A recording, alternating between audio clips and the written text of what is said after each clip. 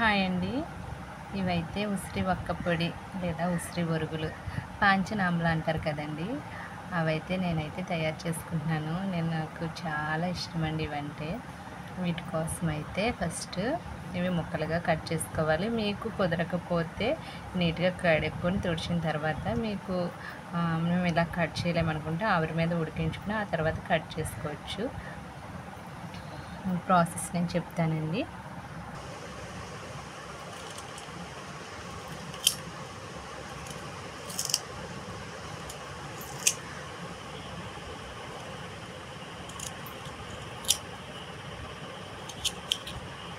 ఇలాగా సన్నగా చిన్నగా కట్ చేసుకోవాలండి.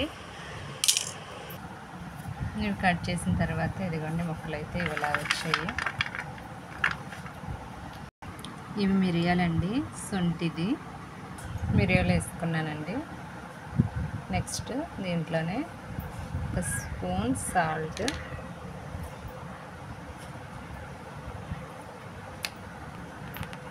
ఒక స్పూన్ బెల్లం పౌడర్ అండి, ఒక స్పూన్ వామ్ అండి.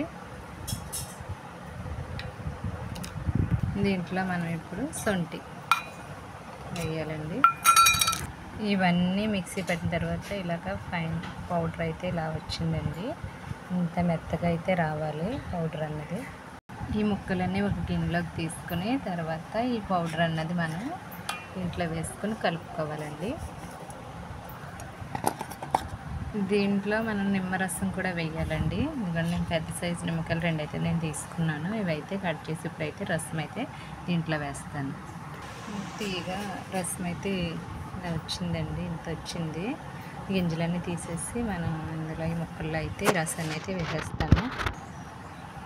రసం వేసిన తర్వాత ఇలా కలుపుకొని తర్వాత ఒక ఎయిర్ టైట్ బాక్స్లో కానీ లేదా గాజు సీసాలో కానీ భద్రపరచుకోవాలంటే ఒక 24 అవర్స్ దీన్ని ఊరనివ్వాలండి.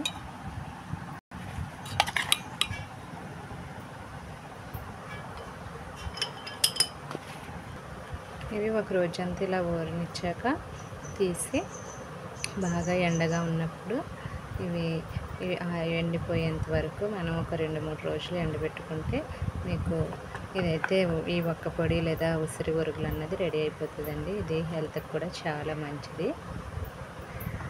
ప్లీజ్ అండి, నా వీడియోస్ చూస్తున్నారు బట్ సబ్స్క్రైబ్ చేయండి ప్లీజ్ అండి, ఒక లైక్ ఇవ్వండి.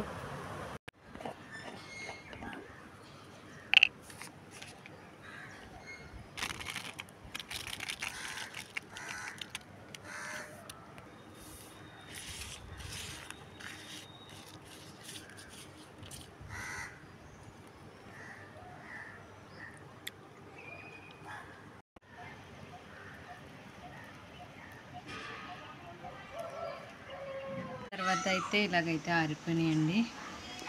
చూడండి, రెడీ అయిపోయినట్టే.